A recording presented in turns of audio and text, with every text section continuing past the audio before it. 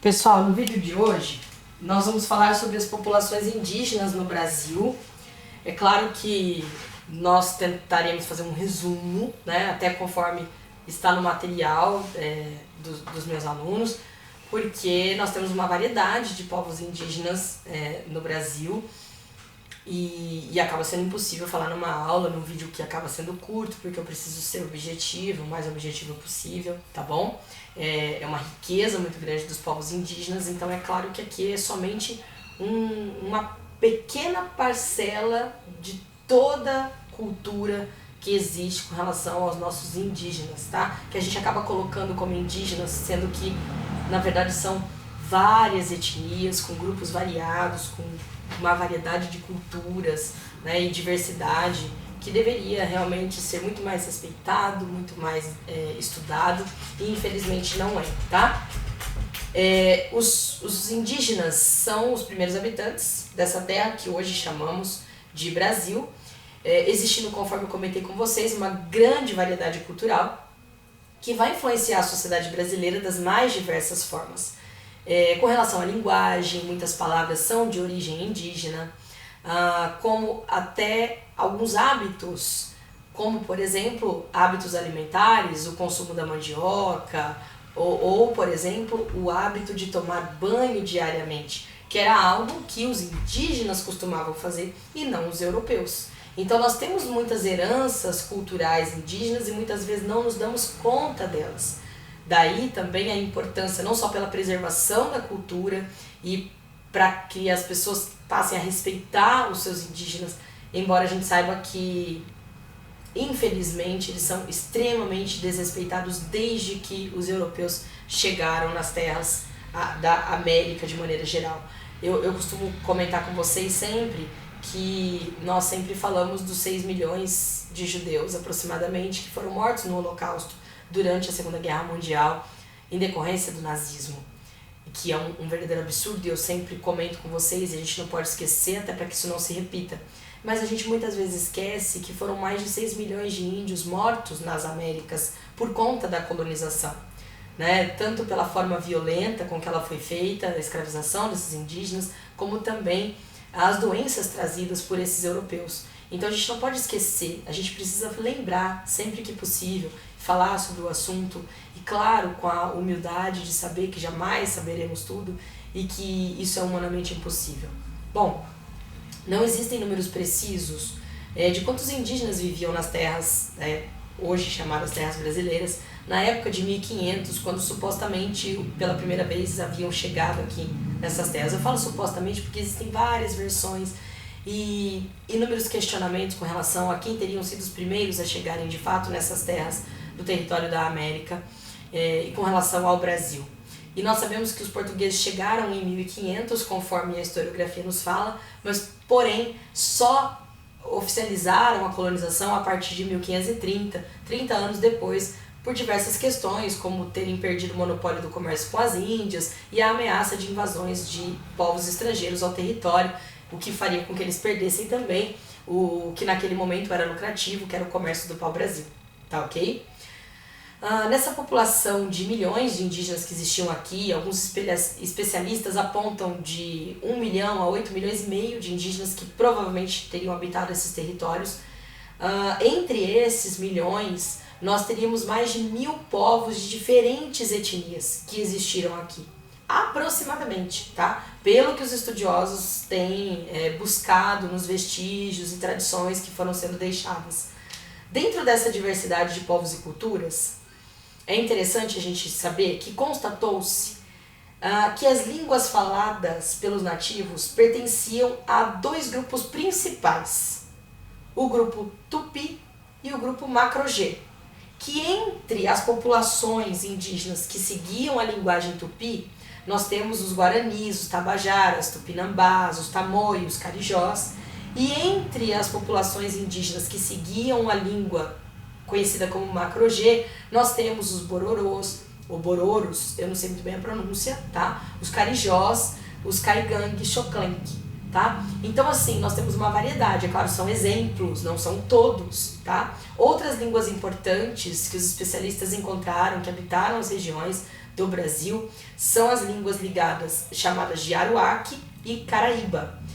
Entre os povos que seguiam a linguagem Aruaque, nós temos os Terenas, tá? E os Caraíbas, que seguiam a língua Caraíba, seriam os Macoxis. E outras populações também, tá? Haviam trocas culturais intensas, segundo os vestígios que foram deixados e são estudados até hoje, que davam origem a novas linguagens e novas sociedades, tá? Exemplo disso é a língua do povo Cocama, que habita o Alto Solimões, no Amazonas, tá? Que teria surgido da mistura da língua tupi com a língua macro-G, por conta dessa troca cultural, desse intercâmbio cultural, como podemos dizer, tá? De forma geral, os povos de língua tupi, segundo os estudiosos, habitaram principalmente a região litoral do território brasileiro, enquanto os povos de origem da língua macro-G teriam habitado mais o interior do Brasil, tá? Eu vou salientar algumas, né, destacar algumas das principais características, tá, de alguns povos que seguiam a língua tupi, tá? Os povos tupis, eles teriam chegado a mais de 5.000 anos no território brasileiro, deslocando-se pelo que nós conhecemos como Rio Negro na região amazônica, chegando a Rondônia e também as bacias do Paraguai, se espalhando por todo o litoral, tá, brasileiro. As aldeias tupis, elas eram geralmente pequenas, cercadas por uma paliçada que eram troncos fincados no solo, tá? E a gente vai ver que as moradias também elas eram colocadas, eram poucas casas ao redor de uma praça, e as casas eram chamadas de malocas, que podiam abrigar 40 pessoas de várias famílias. Então nós tínhamos uma comunidades pequenas, mas abrigavam várias famílias dentro dessas comunidades. As sociedades tupis, elas eram igualitárias, elas não possuíam propriedade privada ou distinção de classe social, tá? Todos trabalhavam pela sobrevivência e sustento da comunidade, tomavam decisões coletivamente, formando diversas vezes alguns conselhos. Esses conselhos não eram permanentes, isso impedia também que houvesse uma única autoridade sobre os demais. A divisão do trabalho era baseada em gênero, né, masculino e feminino, na maioria das vezes. Mulheres e homens produziam seus próprios pertences, arcos e flechas, cestos, todos os instrumentos que eram necessários para a sua vida cotidiana. E as aldeias tupis, elas não eram permanentes, isso é interessante. Gente, é tão difícil gravar aqui, passa carro de som o tempo todo, é muito complicado, né? E essas aldeias tupis, elas não eram permanentes, principalmente porque eles eram grupos de caçadores-coletores. Então, quando esgotavam o recurso de uma determinada região, depois de um período grande que ficavam por ali, eles buscavam outro. E também por uma questão religiosa, que eu vou comentar daqui a pouco, tá? A cultura tupi era politeísta, tá? E eles acreditavam no culto aos espíritos e às forças da natureza. Eu particularmente gosto muito, né? Eu até faço algumas orações indígenas que eu gosto bastante, me sinto bem, né? Eles acreditavam que o mundo sobrenatural era repleto de seres e de parentes já falecidos e que cabia ao pajé, que é sempre um membro mais velho, né, que é considerado, e eles têm um respeito imenso por essas pessoas mais velhas, pelos seus ancestrais, que é o ancião, que é aquele que guarda toda a sabedoria, tanto que quando uma população indígena perde um ancião, para eles é como se eles estivessem perdendo uma biblioteca inteira, porque eles estão enterrando com aquela pessoa toda a sabedoria do seu povo. Quem dera nós tivéssemos esse mesmo respeito pelos nossos ancestrais, né? Pelos nossos mais velhos. A gente tem percebido a nossa sociedade cada vez mais descartando as pessoas mais velhas como se elas não fossem mais úteis para a sociedade. Falo entre aspas porque até é muito pesado esse tipo de palavra, né? Vamos lá, vou tentar ser o mais concisa possível, tá? Geralmente, então, o pajé é o homem mais velho, tá? Que vai fazer, segundo os tupis, a intermediação entre o mundo dos vivos e o mundo dos mortos, sendo capaz também, segundo os povos de origem tupi, de curar os doentes, trabalhar com ervas medicinais, e os indígenas tinham muito, né, essa questão cultural. E, inclusive, o pajé era responsável por narrar episódios mitológicos que compunham as tradições, explicavam o mundo, a origem do mundo para as populações tupis. E, inclusive, dentro dessa crença, eles acreditavam que existia uma terra sem mal, um paraíso terrestre mesmo, que eles chamavam de Guajupiá.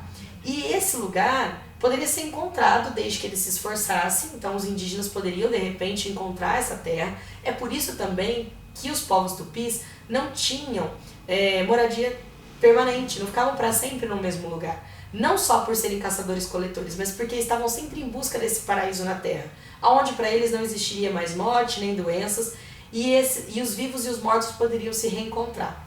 Isso eu acho muito bonito, né? Possibilitaria então o encontro dessas almas, tá? Então ocorria muita migração em busca desse paraíso.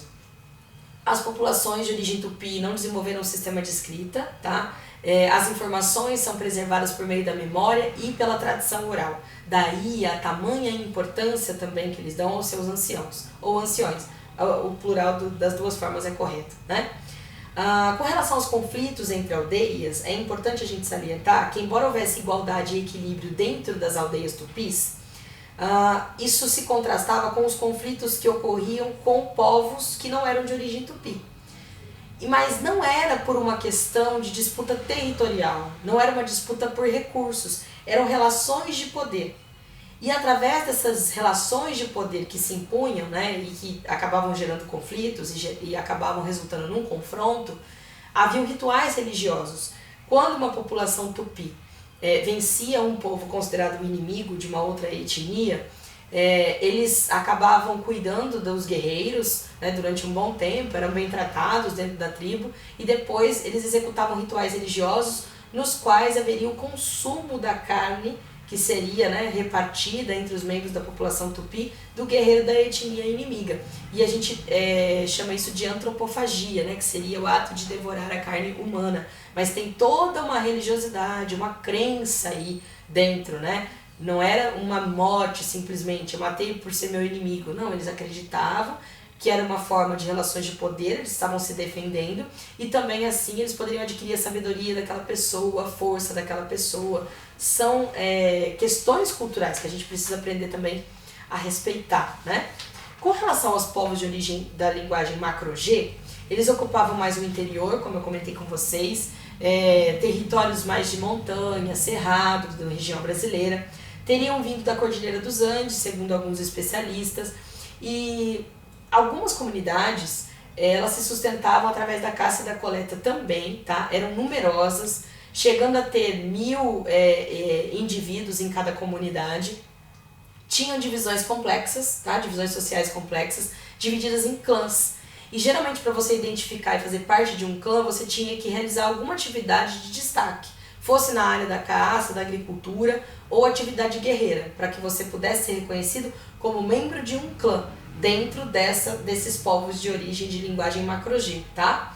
A vida espiritual para eles tinha muita importância e os pajés também eram muito respeitados, sempre um membro mais velho, aquele considerado mais sábio e que vai fazer a ligação do mundo físico com o mundo espiritual, tá? Eles acreditavam que com a morte eles iriam para a aldeia dos mortos, onde eles também poderiam encontrar então os seus ancestrais já falecidos. Nós temos também os botoques, tá? E suas casas subterrâneas dentro desses povos de origem macro-G. Quem eram os botoques, tá? Os botoques, como assim ficaram conhecidos, os portugueses chamavam de botoques as populações indígenas que costumavam usar uma espécie de, não sei se a gente pode dizer madeira, né? Que era o botoque colocado no lábio inferior.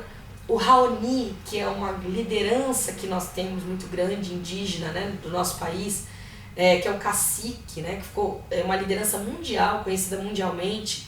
Ele é da etnia Kayapó, cuja linguagem é macro-G, e ele é conhecido internacionalmente por sua luta, né, pela preservação da Amazônia, dos povos indígenas em geral, e ele usa o botoque.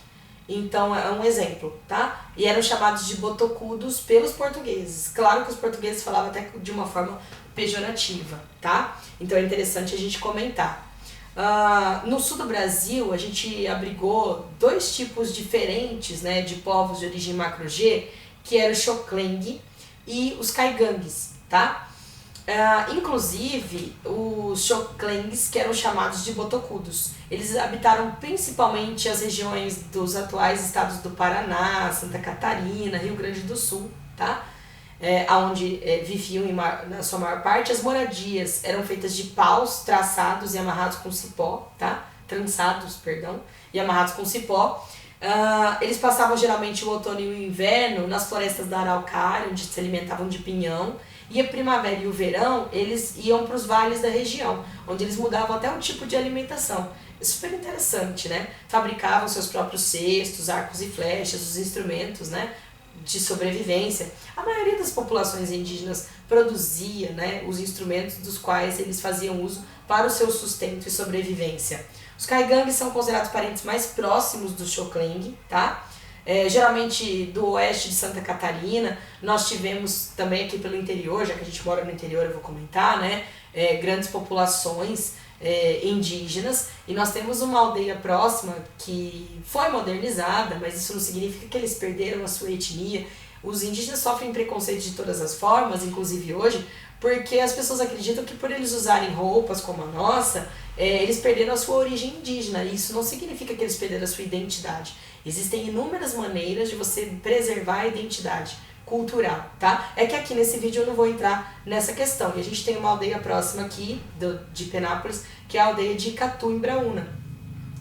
Hoje, atualmente, acredito pelo que a última pesquisa que eu fiz, são 120 indivíduos, 120 indígenas, né, de duas etnias que habitam a aldeia de Icatu. Eles teriam vindo da região de Tupã. Tem uma série de questões muito interessantes. É que aqui nesse vídeo não dá também para eu falar de tudo isso, tá? Eu preciso focar nos povos que apareceram também no capítulo dos meus alunos, para que vocês possam estudar, inclusive, para a prova e tudo mais, tá? Os caigangues, que eu estou comentando aqui, que viviam no oeste de Santa Catarina, de origem linguagem macro-G, eles possuíam habitações fixas, onde eles viviam, e eles possuíam também habitações temporárias, conforme o lugar onde eles iam caçar. Então eles construíam algumas casas para que eles ficassem por ali naquele momento, tá? Geralmente as moradias fixas eram subterrâneas. Por quê? Para se proteger do frio. Então eles faziam do vento, do frio, por conta dessas regiões, né? Rio Grande do Sul, Santa Catarina, Paraná, que são regiões brasileiras onde existe um frio, um inverno mais rigoroso, né? Inclusive, é interessante que esses povos chamados caigangues, eles usavam muito, aliás, os povos indígenas de maneira geral, mas os caigangues tinham dois clãs muito específicos, que era Camé e Cairu. E os dois usavam a pintura como identificação. Eles podiam se casar entre si, os clãs se misturavam, e eles se reconheciam, sabiam quem pertencia ao clã do Camé e de Cairu, conforme a pintura corporal que eles utilizavam, que tem uma série de significados muito importantes dentro da cultura indígena, tá? Nós temos também os povos aruaques do Alto do Xingu, tá? Na região do norte do Mato Grosso, que ficaram conhecidos como maipures, né? Então, que seguiam a linguagem aruaque, conforme eu comentei lá no início do vídeo, e esses povos do Alto Xingu ficaram conhecidos como maipures, mas a gente tem outras populações também que habitaram aquela região. Eram sedentários, praticavam agricultura, havia uma hierarquia social baseada em relações familiares, tá? Agricultura intensiva daquela região, haviam 19 aldeias fortificadas, e é interessante que eles evitavam os conflitos ao máximo, tá? Para que essas aldeias convivessem pacificamente, fazendo alianças com outros povos até através de casamentos, isso é muito interessante. O culto também às forças da natureza. E esses povos, os maipures, e os povos ligados de forma geral à linguagem aruaque, eles acreditavam também, claro, em vários deuses, divindades de força da natureza, e quando morria alguém da aldeia, eles cremavam geralmente esses corpos e depois consumiam as cinzas do morto no meio do alimento, tá? Então, assim, é muito interessante essa relação que eles tinham com a morte, com a passagem, né, dessa vida do mundo físico para o mundo espiritual, com o qual eles acreditavam também poder dialogar através dos seus pajés, que são esses anciãos aos quais, ou anciões, que eles tanto respeitam, tá? Nós temos hoje o Parque Indígena do Xingu, que abriga de 14 a 16 etnias diferentes. É bem interessante pesquisar sobre eles. E temos várias populações indígenas, porém, eles estão sendo ainda muito massacrados. Porque mesmo que a gente tenha a Fundação Nacional do Índio, que é a FUNAI, criada lá em 67, ainda durante o governo militar brasileiro, mesmo assim, porque a FUNAI é criada para preservação, para demarcação de terras indígenas. Isso é desrespeitado e muitas vezes com apoio de grupos políticos. A gente tem vivenciado isso inclusive no governo atual. E é importante a gente lembrar que essas populações indígenas estão sendo dizimadas ainda desde a época da colonização. Formas violentas com as quais são tratadas, né? E a violência ocorre de várias formas, inclusive as doenças levadas até esses indígenas. Muitas vezes suas terras são invadidas por fazendeiros, madeireiros e com apoio desses grupos políticos, como eu comentei. E na atualidade eles têm sido dizimados pelo coronavírus. O Covid-19 chegou a diversas aldeias.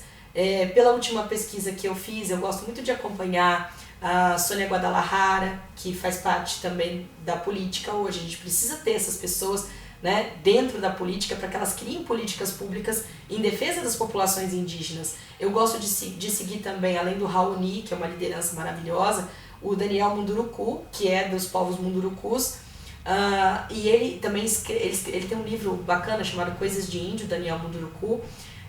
Então dá pra gente entender um pouquinho, né? Porque claro, é impossível, a gente não tá nesse lugar de fala do indígena, né? Mas entender um pouquinho o que eles passam e de que forma a gente pode ajudar a preservar a cultura indígena e a lutar pela preservação, respeito. E conforme eu estava comentando, foram mais de 200 mortes só de anciãos indígenas, ou seja, desses ancestrais que carregam toda a sabedoria dessas populações que habitavam esse território muito antes dos portugueses chegarem aqui, tá? Eu espero que tenha ficado claro, eu fiz um apanhado geral. É claro que é impossível falar sobre tudo, porque é uma riqueza cultural muito grande das populações indígenas no Brasil, que formaram esse povo brasileiro, né, tão diverso. Eu gostaria que em um outro momento a gente pudesse até propor discussões maiores. Eu fiquei um pouco doente, por isso eu também não estou muito... Eu acho que vocês estão percebendo que nesse vídeo eu estou com um pouco mais de dificuldade de clareza de ideias, de seguir um raciocínio, mas eu acredito que mesmo assim tenha ficado claro, né, as principais ideias. E num eventual momento futuro a gente volta a falar sobre todas essas questões indígenas que são tão importantes e principalmente discutir demarcação de terras indígenas e políticas públicas que respeitem essas populações e suas identidades culturais, tá bom? Um beijo para vocês, bons estudos e nós vamos nos falando.